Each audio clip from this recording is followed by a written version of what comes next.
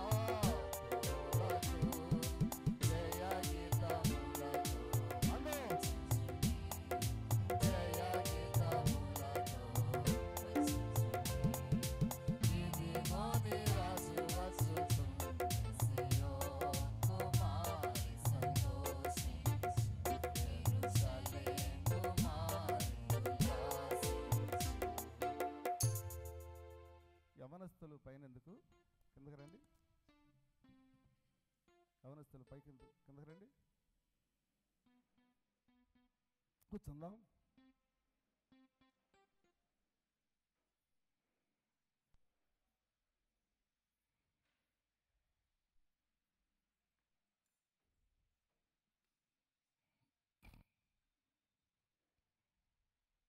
వారు ఆ కార్యక్రమాన్ని ప్రకటించుకుందాం.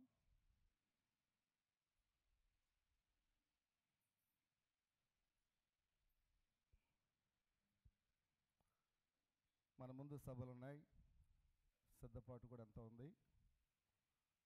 మరి ఈరోజు మందిర క్లీనింగ్, పొట్లో దులపటం అన్ని పనులు ఉన్నాయి. కాబట్టి భోజనం చేసిన తర్వాత మీరు కాస్త రెస్ట్ తీసుకుని 3 గంటలకల్లా సహోదరులు రావాలి, సహోదరులు రావాలి. సో అన్ని పనులు, క్లీనింగ్ పనులన్నీ కూడా ఈరోజు పూర్తి అవ్వాలి. ఎందుకంటే నెక్స్ట్ సండే అవ్వదు, ఎందుకంటే భోజనాలు ఉన్నాయి, పండుగ, సమాధుల పండుగ. సమాధులకి వెళ్ళేవాళ్ళు కూడా ఉంటారు, అయినా మనకి అవన్నీ ఉంటాయి. సమాధులకి వెళ్ళి ఉన్నారు ఎవరైనా? సమాధులు ఏమీ లేదు, ఆడ ఉంది ఏంటంటే ఎముకలు ఉంటాయి. ఏం చేస్తా వెళ్ళి అక్కడికి? కాబట్టి దయతో అది మనకి సంబంధించింది కాదు. అయినా ఈస్టర్ సందర్భంగా మరి మనకందరికి కూడా మంచి విందు ఏర్పాటు చేయబడింది. అది సంఘం కాదు, సోదరి మేరీ గారి యొక్క కుమార్తె ప్రశాంతి, వారి కుమార్తె బర్త్డే సందర్భంగా మరి ఈస్టర్ సండే మన మందిరంలోనే విందు ఏర్పాటు చేశారు. కాబట్టి మీరందరూ కూడా వంట చేసుకోవాల్సిన పని లేదు. ఈస్టర్ సండే, నెక్స్ట్ సండే మీరు ఎవరు కూడా వంట చేసుకోవాల్సిన పని లేదు. అందరూ కూడా మీరు ఫ్రీగా రావచ్చు, సకాలంలో రావాలని కోరుతా ఉన్నాను. చాలామంది రాలేదు, వారికి కూడా చెప్పండి. కాబట్టి 3 గంటలకి అందరూ రండి. వచ్చేటప్పుడు కాటన్ శారీస్ ఉంటే ఇంట్లో, మీ ఇంట్లో ఉంటే పట్టుకురండి, అది కొంచెం క్లీనింగ్కి ఉపయోగపడతాయి. కాబట్టి దయతో, నేను పెద్దవారు అనగా 70 ఏళ్ళు పైబడిన వారిని రమ్మని కోరట్లేదు, వారు రెస్ట్ తీసుకోండి. ఎందుకంటే అది హార్డ్ టైము, వద్దు. మీరు మోర్ దెన్ 70 ఇయర్స్ వాళ్ళు ఎవరు రావాల్సిన పని లేదు. కానీ మిగిలిన వారందరూ కూడా కాస్త బడలికనంతా పక్కన పెట్టి ఈ 3 గంటలకల్లా మందిరానికి అందరూ, యవనస్తులు ముఖ్యంగా ఉన్నవారు ఒక్కరు కూడా బీరు పోకుండా రావాలి. యవనస్తులు అందరూ కావాలి. ఎందుకంటే విశాంత్ రెడ్డి రా. Okay, thank you. అలాగే యవనస్తులు రాండ్రు, మీకు చాలా పని ఉంటుంది. కాబట్టి తప్పనిసరిగా ప్రతి ఒక్కరు కూడా సకాలంలో రావాలని మిమ్మల్ని ప్రేమతో కోరుతా ఉన్నాను. రేపు అంబేద్కర్ జయంతి సెలవు కాబట్టి పాటల ప్రాక్టీస్ ఉంటుంది. 10 నుంచి మరి పాటలన్నీ ఒక చక్కగా మీరు సిద్ధపడినంత సమయం తీసుకోండి. మీకు లంచ్ కూడా సోదరి శోభ గారు ఏర్పాటు చేస్తున్నారు. కాబట్టి మీరు లంచ్ విషయంలో కంగారు పడాల్సిన పని లేదు. సింగింగ్ గ్రూపులు ఎందరైతే ఉన్నారో, మన గ్రూప్ ఉందా? గ్రూపులో ఉన్నవారందరూ రావాలని కోరుతా ఉన్నాను. సింగింగ్ గ్రూపులో ఉన్నవారందరూ కూడా ఈ యొక్క రేపు, ఎందుకంటే చాలా విలువైన సమయం, ఇక రేపు రాకపోతే మీరు ఇక్కడ నిలబట్టడానికి అవ్వదు. కాబట్టి రేపు ఖచ్చితంగా రేపు సింగింగ్ గ్రూప్ అంతా కూడా 10 గంటలకల్లా ఇక్కడ ఉండాలని మేము కోరుతా ఉన్నాను. కాబట్టి ఆ విషయం కూడా జ్ఞాపకం చేసుకోండి. అలాగే బుధవారం బైబిల్ స్టడీ అదే విధంగా ఉంటుంది.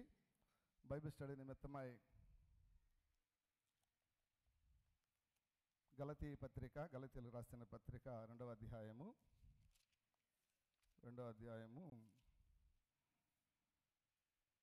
1 నుంచి 10 వచనాలు చదువుకురండి. గలతీయులకు రాసిన పత్రిక 2వ అధ్యాయము 1 నుంచి 10 వచనాలు బైబిల్ పఠనం నిమిత్తమై లేక ధ్యానం నిమిత్తమై మీరు చదువుకు రావాలని కోరుతా ఉన్నాను. శుక్రవారము మరి గుడ్ ఫ్రైడే 11:30కు గుడ్ ఫ్రైడే సందర్భంగా మనమందరం కూడా కూడుకోబోతున్నాం. కాబట్టి ప్రతి ఒక్కరు కూడా సమయాన్ని పాటించండి. ఈరోజు కూడా వస్తూనే ఉన్నారు. ఆదివారం ఒక్కరోజు దేవుని కోసం మనం కరెక్ట్ టైం ఇవ్వలేమా? ఒక్కరోజు. ఇది దేవునిది, మన కాదు. వాస్తవంగా పాత నిబంధన ప్రకారం అయితే కఠినమైన శిక్షే ఉంది మనకి. కానీ నూతన నిబంధన క్రైస్తవులు మనం, దేవుడు మనకు రిలాక్స్ ఇచ్చాడు. ఆ రిలాక్స్ని మనం పాడు చేయటం మంచిది కాదు. కాబట్టి ప్రతి ఒక్కరు కూడా సమయాన్ని పాటించండి, దేవుని సన్నిధికి వేగిరపడి రండి. కాబట్టి 11:30కి మీరు సిద్ధపడి ప్రారంభ ప్రార్థనకి ఉండాలని కోరుతా ఉన్నాను. మరి 7 మాటలు 7 సహోదరులు మాట్లాడనై ఉన్నారు. కాబట్టి మీరందరూ సకాలంలో వచ్చినట్లయితే మనం సకాలం ముగించుకోవడానికి కూడా అవకాశం ఉంటుంది, గమనించాలని కోరుతా ఉన్నాను. అలాగే శనివారము రాత్రి 7 నుంచి 9 గంటల వరకు విజ్ఞాపన ప్రార్థన కూటం ఉంటుంది. కాబట్టి విజ్ఞాపన ప్రార్థన కూటానికి కూడా, ఉపవాస కూటానికి కూడా మీ అందరూ కూడా రావాలని ప్రేమతో కోరుతూ ఉన్నాను. ఆదివారం యథావిధిగానే 9:30కు మనకు ఆరాధన, అదే రాత్రి నుంచి సభలు. కాబట్టి మీ అందరికి పత్రికలు వస్తాయి. పత్రికలన్నీ కూడా మీరు తీసుకుని, చెప్పాను, క్రొత్త వారిని సభలకు తీసుకురండి. ప్రభువుని ఎరగని వారిని మనము సిద్ధపరిచి తీసుకురావటం మన బాధ్యత. కాబట్టి మనం పరలోకం వెళ్తాం, మనకు తెలిసిన వారు నరకంకి వెళ్ళిపోతారు. కాబట్టి మన మీద నిందారోపణ లేకుండా ప్రభు ఇచ్చిన గొప్ప సమయాన్ని ప్రతి ఒక్కరు వినియోగించుకుని అనేకులను ఈ సభలకు, రక్షణ లేని వారిని నడిపించాలని ప్రేమతో కోరుతున్నాను. ఆల్రెడీ కొందరు పేర్లు ఇచ్చారు, సంతోషం. వీరి కోసం ప్రార్థించ, ఎందుకంటే మేము ప్రతిరోజు ఉదయము సాయంత్రము సభల కోసం సంఘం ప్రార్థన చేస్తుంది. మీరు పేర్లు ఇచ్చినట్లయితే వారి పేర్లను ఈ సభలలో వారు కనిపించడానికి ప్రార్థనాపూర్వకంగా వారిని సిద్ధపరుస్తూ ఉన్నాం. కాబట్టి ఎవరినైతే నడిపించాలని ఆశ ఉందో వారి పేర్లను మాకు ఇచ్చినట్లయితే వారి కోసం ప్రార్థన చేస్తూ ఉన్నాం. ప్రతి ఒక్కరి విషయం గమనించాలని కోరుతూ ఉన్నాను. సమయంలో బర్త్డేస్ ఉన్నవారు లేచి నిలబడినట్లయితే, అలాగే మ్యారేజ్ డేస్ ఉన్నవారు లేచి నిలబడినట్లయితే ప్రార్థన చేసి మనం ముందుకు వెళదాం. నిలబడరా ఆండ్రూ, జోసఫ్, ఓకే, శాంతి, అనుషిత, అమ్మా నవీన్ కూడానా? నవీన్, ఇంకా అమ్మ సునీత, ఓకే, అపూర్వ,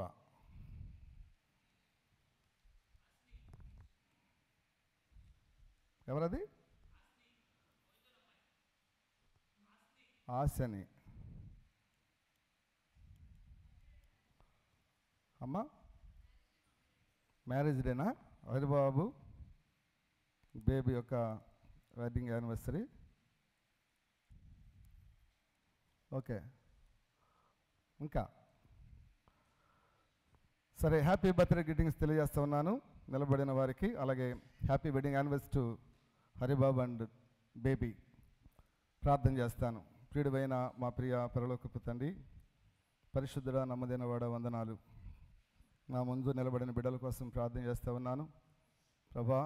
మరి చిన్న బిడ్డలు ఆండ్రూని బట్టి వందనాలు చెల్లిస్తున్నాను, జోసఫ్ని బట్టి వందనాలు చెల్లిస్తున్నాను, అనుషితని బట్టి వందనాలు చెల్లిస్తున్నాను, ఆశీని బట్టి వందనాలు చెల్లిస్తున్నాను ప్రభా. మీ ప్రేమ చేత, కృప చేత చిన్న బిడ్డలను మీరు మీ మందిని నడిపిస్తూ ఉన్నారు. వందనాలు అయ్యా. వారి జీవితంలో మరొక ఉత్సవాన్ని దయకిరీటంగా ఇచ్చిన విధానం బట్టి కూడా వందనాలు, ఇస్తున్న విధానం బట్టి కూడా వందనాలు.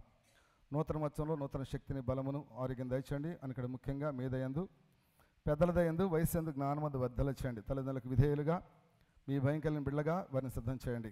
సాతానుడు ఏమాత్రం వారిని ముట్టకుండా కంచి వేసి నడిపించండి. అదే సమయంలో ప్రభువా సమయంలో నాయన మరి శాంతిని బట్టి వందనాలు, నవ్యాన్ని బట్టి వందనాలు, సునీతని బట్టి వందనాలు, అపూర్వాన్ని బట్టి వందనాలు. ప్రభువా వారి జీవితంలో నాయన మీ కృపను వారి పట్ల స్తంభజేసి మరొక వచనంలో ప్రవేశించడానికి ఇస్తున్న కృపగా వందనాలు. ప్రభువా మరి శాంతిని అన్ని విషయాలకి వర్ధలించండి, బలహీనరాలు బలపరచండి, నూతన శక్తిని బలమును ఆరోగ్యం దయచండి. సునీత కూడా బలహీనరాలు ప్రభువా మీ శక్తిని బలమును ఆరోగ్యం ఇచ్చి బలపరిచేయండి. నూతన వచ్చలు నూతన కృపతో నింపి నడిపించి మేము పొందండి. నవీన్ జ్ఞాపకం ప్రభా మీ ప్రేమ చేత రక్షించుకున్నావు ప్రభా. నూతన వచ్చలు నూతన తీర్మానంతో తన కుటుంబంలో ప్రభా మిమ్మల్ని వెంబడించే కుటుంబాన్ని ఉంచండి. ఆ పూర్వాన్ని బట్టి మందిని ఎవరి బిడ్డను ప్రభా మీరు ప్రేమించారు, రక్షించారు, నాయన మీ కృపతో నింపారు. నూతన వచ్చల నూతన కార్యం కూడా జరిగించి మేము పొందండి. అదే సమయంలో ప్రభా మరి సోదరులు హరిబాబు గారిని బేబీని మీ చదువు పెడుతున్నాం. వారి కుటుంబ దాంపత్య జీవితంలో వారికి ఇచ్చినటువంటి ఆశీర్వాదం బట్టి వందనాలు. మరొక వచనంలో ప్రభు బిడ్డలు ప్రవేశిస్తుండగా కుటుంబ వ్యవస్థలో మీ సన్నిధి ఉంచండి. వారి కుటుంబ వ్యవస్థలో ప్రభు వారి బిడ్డల విషయంలో సమస్త విషయాలు మీ సన్నిధి నుంచి నూతన వచనం నూతన కృపలతో నింపండి. సంవత్సరాది నుంచి సంవత్సరాంతం వరకు మీ బలియ రెక్కల కింద బిడ్డలు దాయండి. ఈ సమయంలో ఆండ్రూని మీ చదువు పెడుతున్నాను. అదే సమయంలో తండ్రి నేను జోసఫ్ని మీ చదువు పెడుతున్నాను, అనుషితను మీ చదువు పెడుతున్నాను, ఆశని మీ చదువు పెడుతున్నాను. చిన్న బిడ్డలపై దీవెన దయచేయండి, మీ కృపలతో వారిని నింపండి. అదే సమయంలో తండ్రి మరి నేను శాంతిని మీ చదువు పెడుతున్నాను, సునీతని మీ చదువు పెడుతున్నాను, నాయన ప్రభా నవీన్ని మీ చదువు పెడుతున్నాను, అయ్యా అపూర్వాన్ని మీ చదువు పెడుతున్నాను, హరిబాబు గారిని వారి యొక్క సతీమణి వారి బిడ్డలను కూడా మీ చదువు పెడుతున్నాను. అయ్యా ప్రభు నూతన వచ్చిన నూతన కృపలతో వారిని నింపి నడిపించి మేము పొందమని. అదే సమయంలో ఇచ్చిన కానుకలు బట్టి వందనాలు ప్రభా. నాయన మీకు ఇచ్చినటువంటి బిడ్డల యొక్క అవసరాలు కూడా మీకు తెలుసు ప్రభు, ఎందుకంటే వారి కలిమి నుంచి వారు తేలేదు ప్రభా. వారు ఎన్నో లోటులు అవసరాలు ఉన్నప్పుడు కూడా మిమ్మల్ని ప్రేమించి మీ పనిని ప్రేమించి ఆయన వారు తీసుకొచ్చిన ప్రతి ఆ హస్తాన్ని ప్రభు జ్ఞాపకం చేసుకోండి. వారు కొదువులు తెచ్చండి, ప్రతి పైసా మీ సేవార్థం మీ మహిమార్థం వాడుకోండి ప్రభా. స్తోత్రం. అదే సమయంలో తండ్రి వారు కట్టిన మీ చదివిపోతున్నాను తండ్రి. మరి నాయన మరి సోమవారం బిడ్డలు ప్రాక్టీస్ చేయబోతూ ఉన్నారు. మంచి స్వరాలు దయచేసి నడిపించండి, మీ సన్నిధిని ఉంచండి. అదే సమయంలో ప్రభా మరి బుధవారం జరిగేటువంటి బైబిల్ పట్టణంలో మీ సన్నిధిని ఉంచండి. శుక్రవారం జరిగేటువంటి ప్రభా మరి ఆ గుడ్ ఫ్రైడే అయ్యో ప్రభా ఆ కార్యక్రమాన్ని మీ యొక్క కృప చేత నడిపించండి. శనివారం జరిగే ఉపవాస కూటాన్ని కూడా మీ చేతులు పెడుతున్నాం. సమస్తమును మీ మహిమ జరిగించండి, మహిమ పొందండి. ఈ సమయంలో తండ్రి నాయన మీ సన్నిధిలో ప్రభా నిలబడిన ప్రతి బిడ్డను పేరు పైన దీవించి ఆస్వాదించి నూతన కృపలతో వర్ణింపి నూతన వచ్చల నూతన కార్యాలు జరిగించమని, అయ్యా ప్రభు ఇలాంటి బర్త్డేస్ ఇలాంటి అనిపిస్తే అనేకంగా ఇచ్చామని మహిమ పొందమని మా ప్రభువును మీ ప్రియ కుమారుడిని సిద్ధ పరిశుద్ధ నామములో ఈ మనములు స్తుతించి ప్రార్థించి వేడుకొంచున్నాను పరమ తండ్రి. ఆమేన్. God bless you. కూర్చోరా. సాయంత్రం అనగా 3 గంటలకు అందరు రావాలని కోరుతా ఉన్నాను. ఎక్కడికి రా.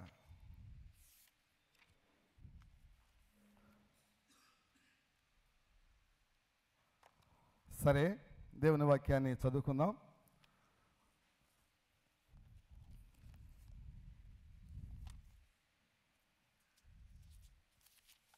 మత్తయి సువార్త 21వ అధ్యాయం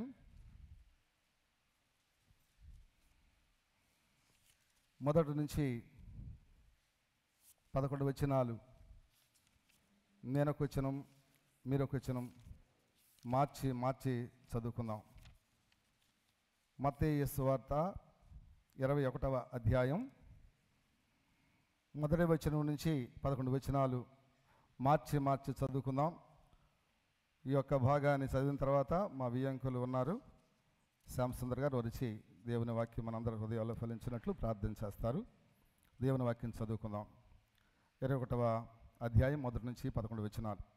తరువాత యెరూషలేమునకు సమీపించి ఒలీవ చెట్ల కొండ దగ్గర ఉన్న బేత్పగేకు వచ్చినప్పుడు యేసు తన శిష్యుల ఇద్దరిని చూసి,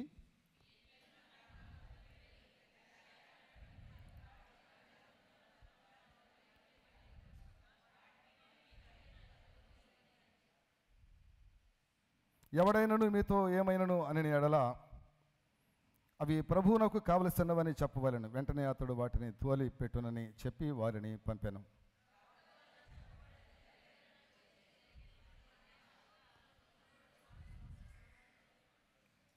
భారవాహిక పశువు పిల్ల అయిన చిన్న గాడిదనెక్కి నీ వద్దకు వచ్చుచున్నాడని సియోను కుమార్తో చెప్పుడి అనున్నది. ఆ గాడిదను దాని పిల్లను తోలుకొని వచ్చి వాటి మీద తమ బట్టలు వేయగా ఆయన బట్టల మీద కూర్చుండెను.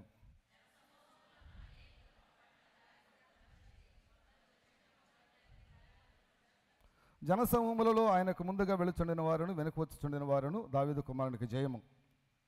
ప్రభువుపేట వచ్చేవాడు సిద్ధించబడును గాక, సర్వోన్నతమైన స్థలంలో జయము అని కేకలు వేయుచుండిరి.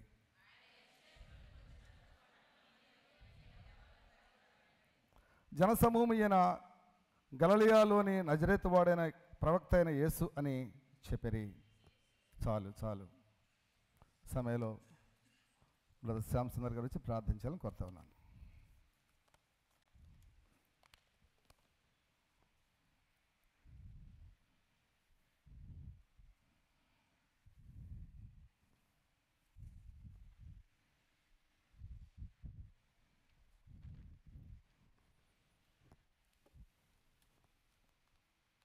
ప్రార్థించుదాం. పరిశుద్ధ ప్రేమ కలిగిన మా ప్రియ పరలోకపు తండ్రి, నీ అతి పరిశుద్ధ పాదాలకు వందనాలు, స్తుతులు, స్తోత్రం చెల్లించుకుంటున్నాం దేవా. ఈ ఉదయవేళ ప్రభువా, ఈ ఆరాధన ఆరంభం నుంచి కూడా నీ యొక్క దివ్యమైన వాక్కులను ప్రభువా మాకు వినిపిస్తూ మమ్మల్ని ఎంతగానో ఆదరిస్తూ తండ్రి ఓదార్చున్నందుకు నీకు వందనాలు.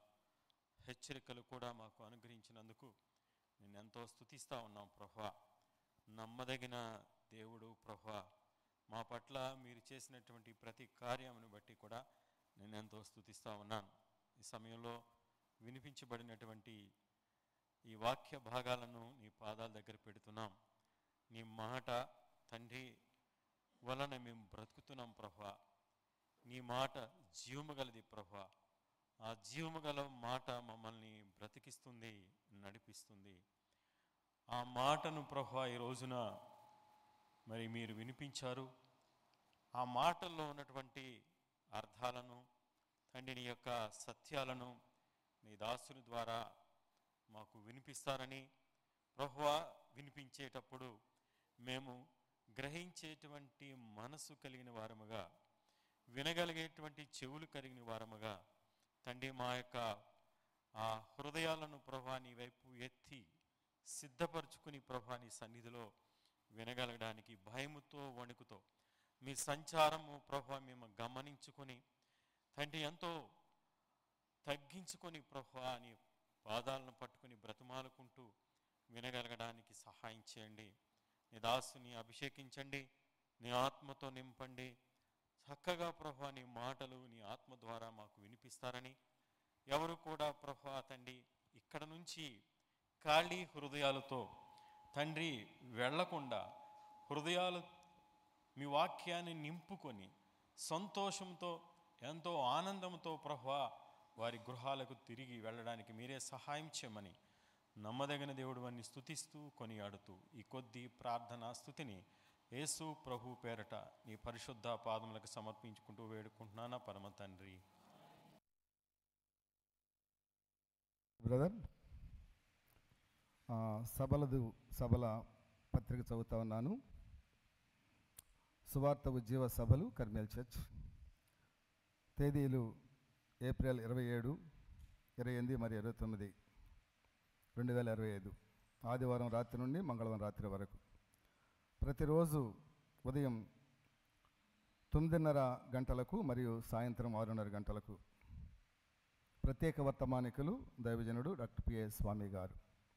కాబట్టి ప్రతి ఒక్కరు కూడా ఈ సభలకు అనేకులను సిద్ధపరిచి తీసుకురమ్మని కోరుతున్నాను. మీ దగ్గరకు పత్రికలు వస్తాయి, మీ యొక్క బైబిల్లో పెట్టుకోవడం కాదు, ఇది ఖచ్చితంగా మరొకరికి అందించి మీరు కొందరినైనా ప్రభుత్వం నడిపించాలని ప్రభునామములో కోరుతా ఉన్నాను.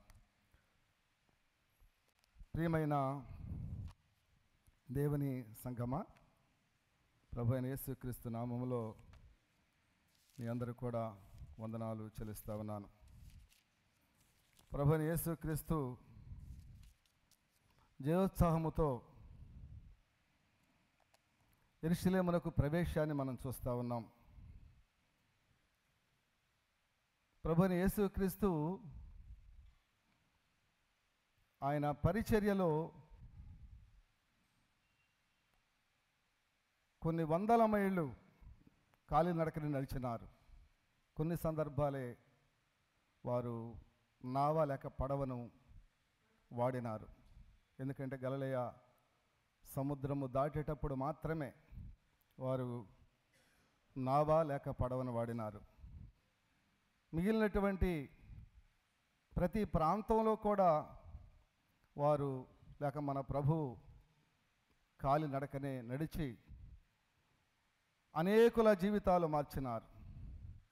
మనం పాడతాం ఒక పాట, కోరుదును నేను నా యేసు పాదములు, కోరుదును నేను నా యేసు పాదములు, నా యేసు పాద విశేషము వర్ణనాతీతం, కోరుదును నేను నా యేసు పాదములు. అంధ చెబిటి మూగవారిని స్వస్థపరచుటకు, అంధ చెబిటి మూగవారిని స్వస్థపరచుటకు, వారిగా తీర్చుటకును, వారి దాహము తీర్చుటకును దయతో వెళ్ళిన పాదములు, కోరుదును నేను నా యేసు పాదములు. ఆ రీతిగా ప్రభువైన యేసుక్రీస్తు వెళ్ళిన ప్రతి స్థలములో కూడా అనేకుల జీవితాలు మార్చబడ్డాయి. అనేకుల జీవితాల్లో హెచ్చరికలు పొందారు, పాప క్షమాపణ పొందిన వారు ఉన్నారు. అందుకే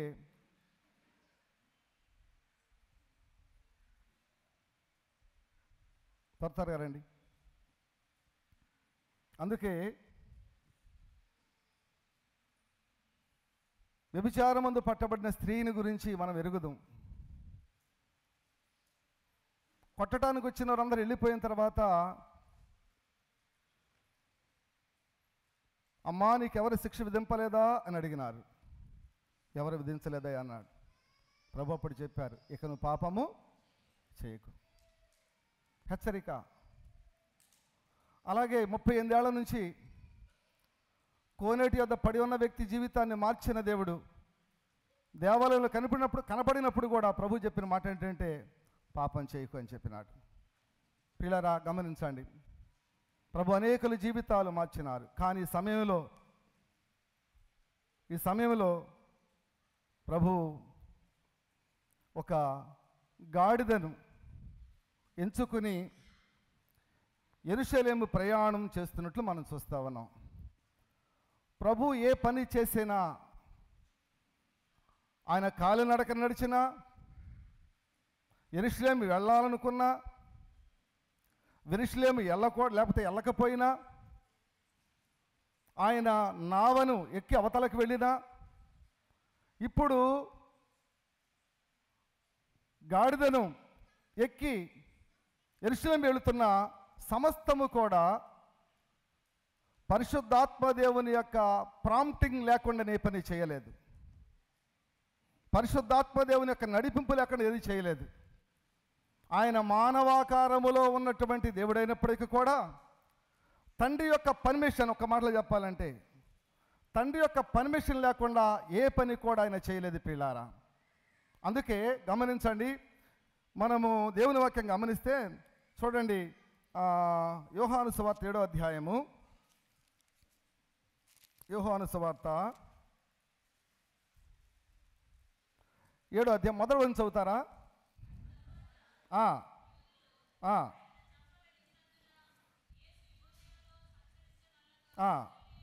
చూసారా, ఇక్కడ ఆయన సంచరించే స్థలం గురించి వ్రాయబడింది. యోదయలో సంచరించడానికి ఆయన ఇష్టపడలేదు అంటే అర్థం ఏంటంటే పరిశుద్ధాత్మ దేవుడు ఆయనను అక్కడికి వెళ్ళొద్దని ఆపిన కారణంగా ఆయన గలిలయలోనే ఉండి పరిచర్య చేస్తున్నటువంటి మన విషయం చూస్తా ఉన్నాం. కాబట్టి అంత మాత్రమే కాదు, ఆయన ఈ యొక్క వారాన్ని మనం ఏమంటాం చెప్పండి, పామ్ సండే అంటాం. మట్ల ఆదివారం పిల్లలు మన చిన్నతనంలో చూసాం. గ్రామాలలో మట్టలు పట్టుకొని ఊరేగి వచ్చి ఆ మట్లను మన మందిరాలలో ఏం చేసేవాళ్ళం అంటే అవి దానికి కట్టేవాళ్ళం, మందిరానికి కట్టేవాళ్ళం, ఇలాంటి పిల్లర్స్కి కట్టేవాళ్ళం.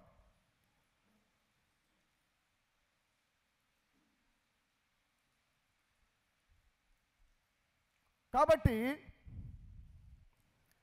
ఈ యొక్క యెరూషలేము ప్రవేశం కూడా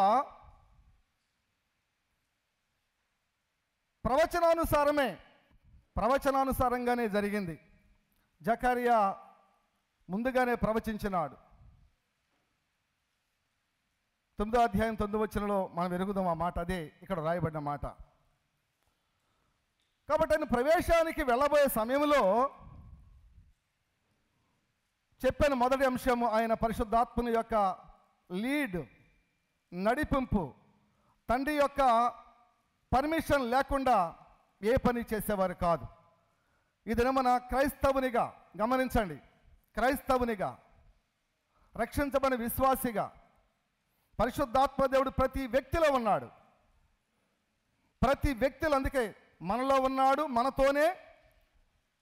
కాబట్టి దినమున మనం చేసే పనులు పరిశుద్ధాత్మ దేవుని అధికారం కింద చేస్తున్నామా, లేక నీ సొంత చిత్తంలో జరిగిస్తున్నావా? ఏ పనైనా ఆలోచన చేయాలి. ఎందుకంటే ప్రభు యొక్క బిడ్డగా, ఎందుకు ఆయన ప్రతిదీ మనకు మాదిరించిపోయినారు. కాబట్టి మన జీవితంలో పరిశుద్ధాత్మ దేవుని యొక్క లీడ్ చాలా అవసరం. పరిశుద్ధాత్మ దేవుని నడిపింపు ఇట్స్ ద మోర్ ఇంపార్టెంట్. కాబట్టి మన జీవితంలో ఆ ఆత్మదేవుని అధికారంలో లేకపోతే చిక్కుల్లో పడతాం, సమస్యలోకి వెళతాం. కాబట్టి ఇక్కడ పరిశుద్ధాత్మ దేవుని యొక్క లేక తండ్రి యొక్క ఆ పర్మిషన్ ఇక్కడ మనం ప్రభు కలిగి యెరూషలేము వెళ్తా ఉన్నాడు. అదే సమయంలో పరిశుద్ధాత్మ దేవుని లీడ్ లేక తండ్రి యొక్క పర్మిషన్ ఏంటంటే చూసాం, యోదయ వెళ్ళొద్దు, ఆగు గలిలయ అన్నాడు. అక్కడ గలిలయనే ఆగిపోయినాడు. కాబట్టి దేవుని సంగమ గమనించండి, పరిశుద్ధాత్మ లీడింగ్ ఎక్కడ నడిపిస్తుందంటే గలిలయ, సమరయ, గమనించి యోదయ గలిలయ మధ్యలోకి నడిపిస్తూ ఉంది. ఎక్కడికి? ఏ గ్రామం అంటే అది సుకార్ అనే గ్రామం. ఎవరున్నారు అక్కడ? ఒక వ్యక్తి ఉంది. ఎవరో వ్యక్తి? సమరయ స్త్రీ. తన జీవితం ఏంటి? 5 భర్తలు ఉన్నవాడు తన భర్త కాదు. అంటే ఈ కాలంలో మనం ఏం చెప్తున్నాం చెప్పండి? సహజీవనం. ఇలాంటి వ్యక్తి దగ్గరికి వెళ్తా ఉన్నాడు. కారణం పరిశుద్ధాత్మ దేవుడు నడిపిస్తా ఉన్నాడు. అందుకే ఆ యొక్క వ్యక్తి దగ్గర వెళ్ళిన కారణంగా సుకార్ అనే గ్రామం అంతా ప్రభు దగ్గర నడిపించబడింది పిల్లారా. కాబట్టి పరిశుద్ధాత్మ దేవుని అధికారములో మనం ఉంటూ మనకి ఎంత ఆశీర్వాదం గమనించాలి. పరిశుద్ధాత్మ దేవునికి నడిపింపు అనేది మనకంత దీవెన గమనించాలి. అట్టి ఆశీర్వాదాన్ని మన జీవితంలో కలిగి ఉండటం అనేది ఇతరులకు దీవెన, మనకు అది ఎంతో ఎంతో ధైర్యం, ఎంత సంతోషం. అది మన జీవితానికి ఆశీర్వాదం, ఇతరులకు ఆశీర్వాదం. కాబట్టి ఆ విషయాన్ని మనం గమనించాలి.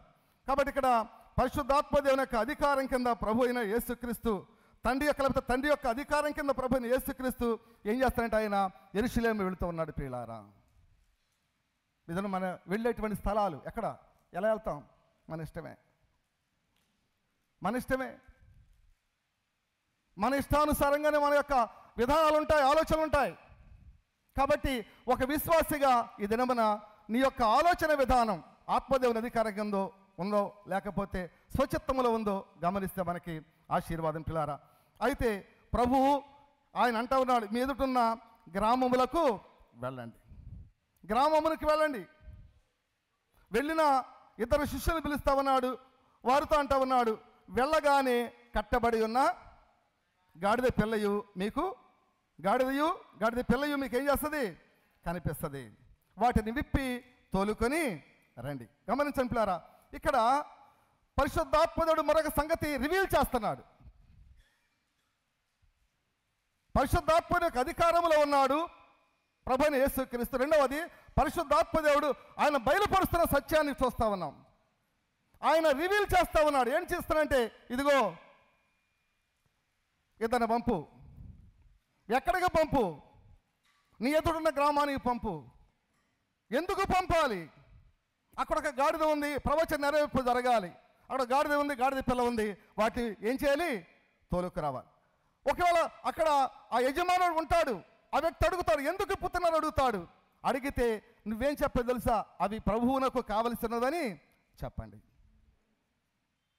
ఎంత స్పష్టమైనటువంటి అద్భుతమైన రెవల్యూషన్ చూడండి పిల్లారా. ఈ దినమున మన జీవితాలలో పరిశుద్ధాత్మ యొక్క రెవల్యూషన్. అందుకే మెడిటేషన్ వేరు, రెవల్యూషన్ వేరు. మెడిటేషన్ రెవల్యూషన్గా మార్చబడితే తప్ప మన జీవితాలు బాగుపడవు.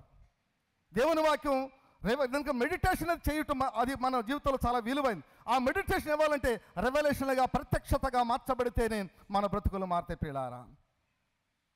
అందుకే ఇక్కడ దేవుని వాక్యాన్ని బట్టి గమనించవలసిందంటే ప్రభు అయిన యేసు క్రీస్తు పరిశుద్ధాత్మని యొక్క అధికారములో మాత్రమే కాదు, ఆయన యొక్క ప్రత్యక్షతను అనుభవిస్తా ఉన్నాడు. ఇదే మన సంఘమా ఆలోచన చేయండి. ఆ ప్రత్యక్షతను వెరుగుదవా? అసలు దేవుని యొక్క వాక్య ప్రత్యక్షతను వెరుగుదవా? ఆ వాక్య ప్రత్యక్షతలో నువ్వు పొందిన ఆనందం, లేకపోతే నీకు ఒక అద్భుతమైనటువంటి ఆ యొక్క అనుభవం నువ్వు వెరుగుదవా అంటే ఇదొక ప్రశ్నార్థకం మన జీవితాలలో. ఇదొక ప్రశ్నార్థకం. కాబట్టి రక్షించబడిన మన వ్యక్తిగత జీవితాలలో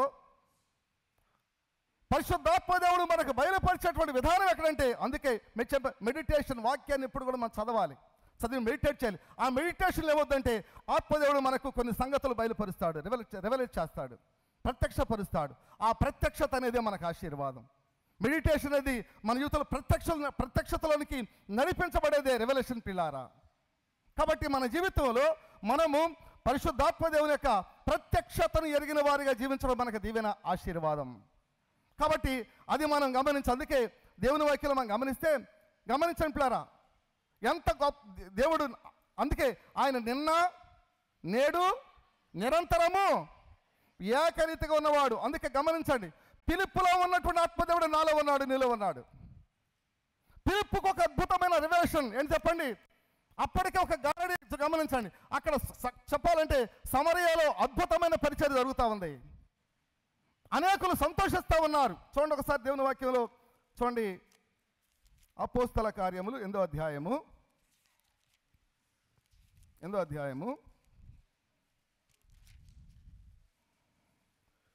చదువుతారా? అందుకు ఆ పట్టణములో మిగుల సంతోషము కలిగెను. ఏముంది చెప్పండి? ఎవరిని బట్టి? పిలుపు యొక్క సువార్తను బట్టి, పిలుపు యొక్క పరిచర్యను బట్టి పట్టణములో మిగుల సంతోషము కలుగుతున్నటువంటి అనుభవం. కానీ గమనించండి, ఇక్కడ పరిశుద్ధాత్మ దేవుడు తనకిచ్చిన ప్రత్యక్షత ఏంటంటే వెళ్ళుగాదాకి అన్నాడు. ఏమంటామన్నాడు? వెళ్ళుగాదాకి. ఎందుకు? ఒక వ్యక్తి ఉన్నాడు. ఏ వ్యక్తి? ఐథియోపియా నుంచి వచ్చిన వాడు. ఎక్కడి నుంచి వస్తున్నాడు? యెరూషలేములో ఆరాధన చేసుకుని తిరిగి వెళ్తామన్నాడు. అతనికి ఏం చేయాలి నేను అంటే ఆత్మదేవుడు బయలుపరుస్తున్నాడు, వెళ్ళి అతని యొక్క ఆశ లేకపోతే దాహము తీర్చు అన్నాడు. అందుకే ఆత్మదేవుడు వెంటనే చేశాడంటే ఆ ఐథియోపియుడు అయినటువంటి నబోసుకుని వద్దకు తీసుకువెళ్ళాడు. ఆత్మదేవుడు చదువుతా ఉన్నాడు. ఆయన ఏం చదువుతున్నాడు? యెషయా గ్రంథం. ఏ అధ్యాయం? 53వ అధ్యాయం. చదువుతున్నటువంటి ఆ వ్యక్తికి గమనించండి, చదువుతా ఉన్నాడు. ఏమి లేదు చెప్పండి? గ్రహింపు లేదు. ఎవడైనాను నాకు బోధించకుండాంటే నాకేం తెలుస్తుంది? గమనించండి, నిజమే అతనిలో ఆత్మదేవుడు లేడు. ఈ దినమున గమనించి చదువుతా ఉన్నాం దేవుని వాక్యాన్ని. అర్థమవుతుంది? అసలు అర్థమవుతుంది? ఏమన్నా దేవుని వాక్యం చదివే అనుభవం ఉంది అసలు మనకి? అర్థమవుతుందా మనకి? పరిశుద్ధాత్మదేవుడు మన జీవితంలో ఎందుకున్నాడంటే ఇదిగో ఇందులో ఉన్న సంగతులను, మనకి మరుగు చేయబడిన సంగతులను, మర్మమైన సంగతులను ఆత్మదేవుడు మనకు బయలుపరచడానికి నీలో ఎందుకంటే ఆత్మదేవుడు ఎందుకు రక్షించుకోవాలంటే నన్ను దీవించడానికా అని అంటే అది 100% బుద్ధిహీనత. దీవించడానికి ప్రభువుని ఎంచుకోలేదు. ప్రభు యొక్క స్వారిపులోనికి రావడానికి ప్రభువుని ఎంచుకున్నాడు. నిన్ను పరలోకములో ఉన్నత స్థానంలో ఉంచడానికి ప్రభు ఎంచుకున్నాడు. మన వ్యక్తిగత జీవితంలో యేసు ప్రభుని ఎందుకు నమ్ముకున్నామంటే నాకున్న అప్పులు పోవడానికి ప్రభుని నమ్ముకునే వాళ్ళు ఉంటారు అనే మాట అనేవాళ్ళు ఉంటారు. తీరుస్తాడు ఆయన, తీర్చడానికి ఆయన సామర్థ్యం గలవాడే. రోగాలు పోవటానికి నేను నమ్ముకున్నాను అంటారు, రోగాలు తీయటానికి సామర్థ్యం గలవాడే. కానీ రోగం వచ్చిన తర్వాత, రోగం పోయిన తర్వాత మరలా నువ్వు చేస్తావు. కానీ ప్రభుని యేసుక్రీస్తును వ్యక్తిగతంగా నువ్వు వెరిగితే, ఆయనతో ఎన్కౌంటర్ చేయబడితే నువ్వు చచ్చిపోయిన వెళ్ళేది పరలోకం. అందుకు ప్రభుని నమ్ముకోవాలి. వింటున్నారా? పైన ఉన్నవారు గమనించండి. ఎందుకు ప్రభువుని నమ్ముకోవాలంటే నువ్వు నేను మనందరం పాపులమే. మన జీవితంలో ఈ పాపమును చెడిపించబడటానికి మన యొక్క జీవితంలో నా వల్ల కాదు, నీ వల్ల కాదు, ఈ ప్రపంచంలో ఎవరి వల్ల కాదు. అందుకే కందాకే రాణి క్రింద ఉన్నటువంటి ధనాగా, లేకపోతే అతను ఫైనాన్స్ మినిస్టర్ ఒక మాటలో చెప్పాలంటే అతని వల్ల కాలేదు, చదువుతున్నాడు, అర్థం కాల. కానీ పరిశుద్ధాత్మ దేవుడు నడిపించినటువంటి పిలుపుకి అన్ని విషయాలు చెప్పినాడు. ఆ గ్రంథంలో, ఆ చదువుతున్న అధ్యాయంలో ఏముందంటే యేసుక్రీస్తు యొక్క అద్భుతమైన శిలువ యాగం ఉంది. ఆ యాగాన్ని గురించి చెప్పిన కారణంగా తన బ్రతుకు మారింది. అంటే పరిశుద్ధాత్మ దేవుడు మనల్ని ఏం చేస్తాడంటే మన జీవితంలో జరగబోయే, లేకపోతే మన విషయాల్ని, లేకపోతే కొన్ని అద్భుతమైన విషయాల్ని రివీల్ చేస్తాడు ఆయన. అందుకే పేతురుడి సంగతి కూడా మనం గమనించాలి. పేతురు కూడా ఎక్కడ ప్రార్థన చేస్తున్నాడు? ఆకలేస్తుంది. ఉప్పేలు ఏం చేస్తాడు చెప్పండి? ఆకలేస్తుంది. ఆ పైకి ఎక్కాడు, ప్రార్థన చేస్తూ ఉన్నాడు. ఏమొచ్చింది చెప్పండి? ప్రార్థన చేస్తుంటే అపవిత్రమైనటువంటి జంతువులు అలా కింద దిగిపోతా ఉన్నాయి. అయ్యా ఎప్పుడు తినలేదయ్యా, ఎప్పుడు తినలేదయ్యా, లే నేను చెబుతున్నాను వాటి చంపుకు తినమంటాను. అయ్యా ఇప్పుడు తినలేదు. వెంటనే దాని గురించి ఆలోచన చేస్తూ ఉంటే కొద్దిళ్ళ నుంచి ఇద్దరు వచ్చారు. అప్పుడు ఆత్మదేవుడు వెళ్ళు, అక్కడికి వచ్చారు, కింద ఉన్నారు, వెళ్ళు, వాళ్ళతో కలిసి వెళ్ళు అంటే పరిశుద్ధాత్మదేవుడు మన జీవితం గమనించండి. మన జీవితంలో ఆయన మన యొక్క జీవితాలు మనను లేకపోతే మనకు ప్రత్యక్షతనిచ్చి నడిపించేవాడు. ప్రత్యక్షతనిచ్చి నడిపించే గొప్ప దేవుడు మనకు. అందుకే ఇది మన ఆత్మదేవుని యొక్క అధికారంలో ఉండుట ఎంత మనకు దీవెనం, ఎంత మనకు ఆశీర్వాదం గమనించాలి. అందుకే ఆత్మదేవుని లీడింగ్ అవసరం, ఆత్మదేవుని యొక్క ప్రత్యక్షత మనకు అవసరం. ఈ అనుభవాలు లేకపోతే మన జీవితంలో మనం ఎంతకాలం క్రైస్తవ్యంలో ఉన్నా సున్నా తప్ప ఉండదు. నువ్వు 50 ఏళ్ళు బతకొచ్చి ఇక్కడ క్రైస్తవునిగా ఇదే సంఘంలో నువ్వు ఈ అనుభవం లేకుండా నీ జీవితంలో ప్రభు దగ్గర నిలబడినప్పుడు సున్నా తప్ప ఇంకేమడదు నీకు. సున్నే, గుడ్డు సున్నా, పెద్ద సున్నా దొరుకుతుంది, జాగ్రత్త. కాబట్టి మన జీవితంలో ఆత్మదేవుని యొక్క నడిపింపు అవసరం, ఆత్మదేవుని యొక్క ప్రత్యక్షత అవసరం. అవి ప్రభువు నుంచి మనం నేర్చుకోవాల్సిన పని. అందుకే పరిశుద్ధాత్మదేవుడు నడిపిస్తూ ఉన్నాడు. పరిశుద్ధాత్మదేవుడు నా యొక్క రివీల్ చేస్తున్నాడు. ఎలాంటి ఏముంది అక్కడ? కట్టబడిన గాడిద ఉంది. ఆ గాడిదను మన జీవితంలో మనకి అప్లై చేసుకోవడానికి అది చక్కగా సరిపోతుందనే సంగతి మనం గమనించాలి పిల్లారా. కాబట్టి ఎందుకంటే ఆ గాడిద కట్టబడినట్లు మనం కట్టబడినాం. ఆనాడు గమనించండి, ఆనాడు ఒక వ్యక్తి గెరాసీల దేశంలో అనేటువంటి దేశంలో ఒక వ్యక్తి సంఖ్యల చేత కట్టబడినప్పటికీ ఆ సంఖ్యలు అతన్ని బంధించడానికి అవకాశం లేకుండా పోయినాయి. ఎంత భయంకరమైనటువంటి స్థితి చూడ గమనించారు. తన జీవితం ఎలా ఉందో మనకు తెలుసు. ఎలా ఉంది? అతను గాయపరుచుకుంటున్నాడు ఇతరులను. అంటే గమనించండి, పాపములన్న వ్యక్తి యొక్క జీవితము తనకు తను నష్టపరుచుకోవడమే కదా, ఇతరులు నష్టపరుస్తాడు. తను నష్టపోతాడు, ఇతరులు నష్టపరుస్తాడు. గమనించండి, పాపములన్న వ్యక్తి యొక్క జీవితంలో తను నష్టపోవడమే కాదు సుమి, తను నష్టపోతున్నాడు, అర్థమా ఇతరులు నష్టపరిచేవాడు ఆ వ్యక్తి. కొందరు దురద చెవులు గల వారు ఉంటారు. ఏం చేస్తారంటే అది తెలుసా, ఇది తెలుసా అని వాళ్ళ నిజమే వాళ్ళ ఇన్నోసెన్స్ వాళ్ళు. కానీ నువ్వు వెళ్ళి ఒక చెత్త మాట చెప్పి వాళ్ళు పాడు చేస్తావు.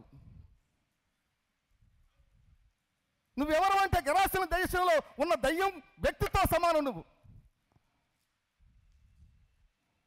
నువ్వు బాగుపడవు, ఇతరులు బాగుపడలేవు. నువ్వు బాగుపడవు, నీ వల్ల కాదు. ఇతరులు బాగుపడటం నీ జీవితంలో నీ వల్ల కాదు. నువ్వెవరు అంటే సాతాను బంధకాలు బంధించబడిన గెరాసిన్లు నువ్వు.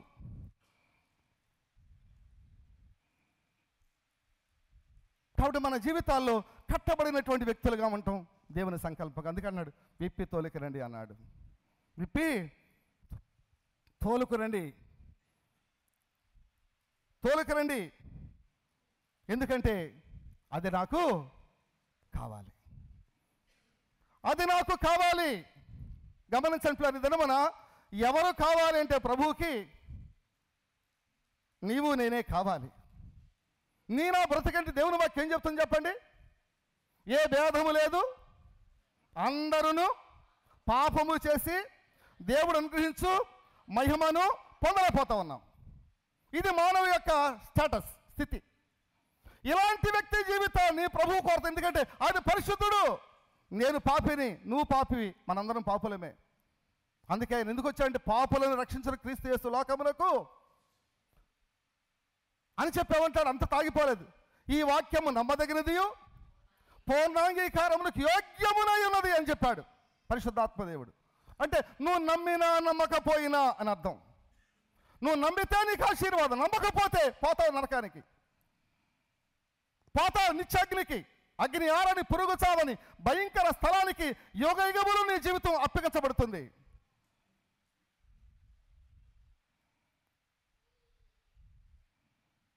ఆయనకు కావాల్సింది ఎవరంటే కట్టబడినటువంటి గాడిద కావాలి. ఇదేమన్నా లోకమంతా కట్టబడినటువంటి పరిస్థితి. అందుకే పాపులను రక్షించిన క్రీస్తు యేసు లోకమునకు వచ్చాను అన్నాడు. అదే యోహాను 3:15 ఉంటుంది, దేవుడు లోకముని ఎంతో ప్రేమించి పాపులను రక్షించడానికి క్రీస్తు యేసు లోకమునకు వచ్చాడు. ప్రియులారా, ఎందుకు వచ్చాడంటే కట్టబడిన నన్ను నిన్ను విడిపించడానికే, సాతాను బంధకాల్లో బంధించబడి నిన్ను నన్ను విడిపించడానికే, నీకు నాకు స్వేచ్ఛ ఇవ్వడానికే. అందుకే దేవుని వాక్యం ఎంత గొప్ప మాట అని చూడండి. యోహాను సువార్త 8వ అధ్యాయంలో, యోహాను సువార్త 8వ అధ్యాయము